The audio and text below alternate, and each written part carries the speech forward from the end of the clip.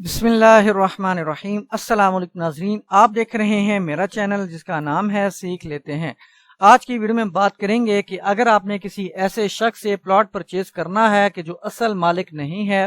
بلکہ اصل مالک کا اٹارنی ہولڈر ہے، اس کے پاس اسپیشل پاور آف اٹارنی بھی ہو سکتی ہے، اس کے پاس جنرل پاور آف اٹارنی بھی ہو سکتی ہے، تو اس کیس میں رجسٹری کو کیسے تحریر کیا جاتا ہے، اس کے کیا کنٹینٹس ہونے چاہیے، پاور آف اٹارنی کا حوالہ کیسے آ سکتا ہے، یا دیگر جو کنٹینٹس اس میں لکھے جا سکتے ہیں وہ کیسے آپ لکھیں گے۔ اس سے قبل کی ویڈیو میں جو آلریڈی اپلوڈ کر چکا ہوں اس میں ایک ڈیٹیلڈ پروسیس بتا چکا ہوں کہ رجسٹری پلاٹ کو کیسے تحریر کیا جاتا ہے۔ اس میں جو ہے وہ اصل مالک خود دے رہا ہوتا ہے، پرچیزر کو بیچ رہا ہوتا ہے،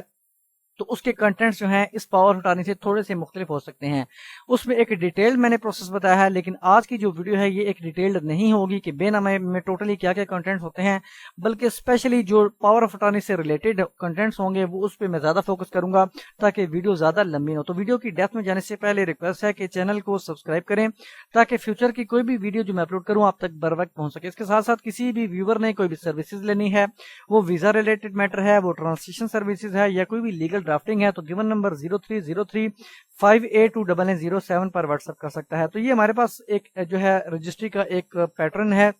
جو اٹارنی ہولڈر کی طرف سے رجسٹری تحریر کی گئی ہے۔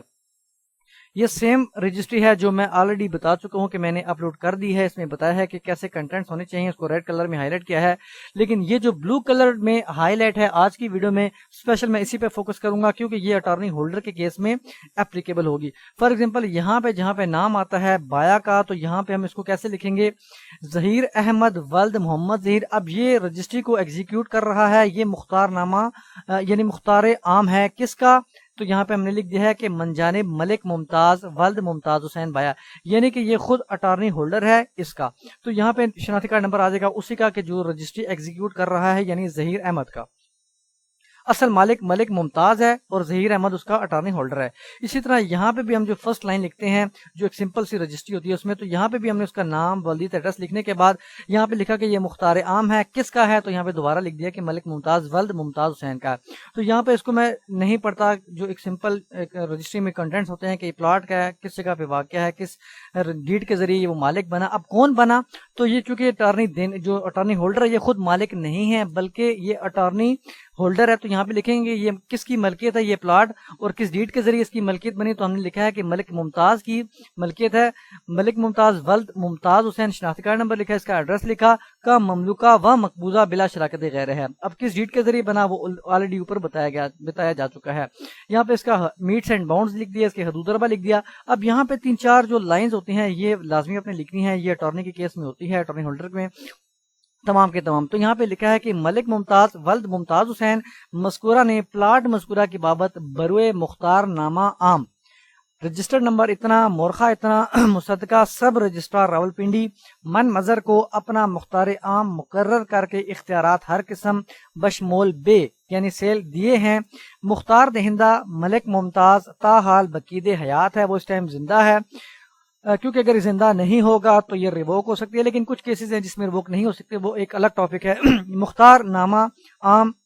نمبر اتنا مذکورہ بالا تاحال نافذ العمل ہے اور ابطال نہ ہوا یعنی کہ کینسل نہ ہوا ہے، لہذا بحیثیت مختار عام من مظہر کو پلاٹ مذکورہ بالا فروخت کرنے میں کوئی امر مانے نہ ہے۔ یہاں پہ ہم نے ڈیٹیل لکھ دی کہ اصل مالک کون تھا اور اس نے ہمیں اٹارنی مقرر کیا ہے، اپنا اسپیشل اٹارنی یا جنرل اٹارنی۔ تو یہاں پہ ہم نے دیکھ لینا ہے کیس ٹو کیس ڈیپینڈ کرتا ہے کہ وہ اسپیشل اٹارنی ہے، مختار نامہ عام ہے اس کے پاس ہے، مختار نامہ خاص ہے، تو آپ نے اس کے حساب سے یہاں پہ لکھ دینا ہے۔ باقی جنرل سی جو لائنز لکھی ہوتی ہیں کہ جو ایک سیل ڈیڈ میں لکھی ہوتی ہے، میں آلریڈی جو ویڈیو اپلوڈ کر چکا ہوں اس کو بھی آپ دیکھ سکتے ہیں، میں اس پہ زیادہ فوکس نہیں کر رہا۔ تو یہاں پہ وہی اس کو ریپروڈیوس کر لے، یہ جو بلو کلر میں ہے یہ اس کیس سے ریلیٹڈ ہے جو اٹارنی کی کیس میں ہوتی ہے، تو وہی نام ولدیت آ جائے گا، اس کا اٹارنی دینے والے کا بھی نام آ جائے گا۔ باقی یہاں تک اب یہاں پہ جہاں پہ لکھا ہوتا ہے کہ من مظہر بایا و میرے دیگر وارثان کا پلاٹ سے کوئی تعلق واسطہ نہ رہا ہے بیچنے کے بعد، تو یہاں پہ من مظہر بایا بھی لکھیں گے اور مختار دہندہ یعنی جو اٹارنی دینے والا ہے ملک ممتاز جو اصل مالک ہے اس کا بھی اب پلاٹ سے کوئی تعلق نہیں رہا، اور نہ ہی ہمارے وارثان کا، نہ اس کے وارث کا، نہ میرے وارث کا، میں اٹارنی ہولڈر ہوں، اور نہ جو دینے والا اٹارنی یعنی جو اصل مالک ہے اس کا بھی اب کوئی اس سے تعلق نہیں رہا ہے۔ اور اگر کوئی مسئلہ مسائل بنتا بھی ہے تو آئندہ ہم دونوں اور ہمارے جو ہے اس کے ذمہ دار ہوں گے، کوئی بھی اگر پرچیزر کوئی نقصان پہنچا ہے۔ تو یہاں پہ دونوں کا ذکر ہوگا، ایک اس جو اٹارنی دینے والا کا اور جو اٹارنی لینے والا، یعنی دونوں کا ذکر ہوگا۔ اور اسی طرح جب انڈورسمنٹ پیش کی جاتی ہے سب رجسٹرار آفس میں، جو تحریر لکھی جاتی ہے جس پہ سب رجسٹرار اسٹیمپ وغیرہ کرتا ہے، تو وہاں پہ بھی اس کا دونوں کے نام آئیں گے، جو اٹارنی ہولڈر ہوتا ہے اور جو اصل مالک ہوتا ہے جس نے اٹارنی دی ہوتی ہے۔ تو یہاں پہ بھی اس طرح نام دوبارہ ریپروڈیوس کرے، دو گواہان ہو جائیں گے، اسی طرح سگنیچر وغیرہ ہونے کے بعد، اور سرٹیفکیٹ بھی اس میں پرنٹ کیا جاتا ہے، اسی طرح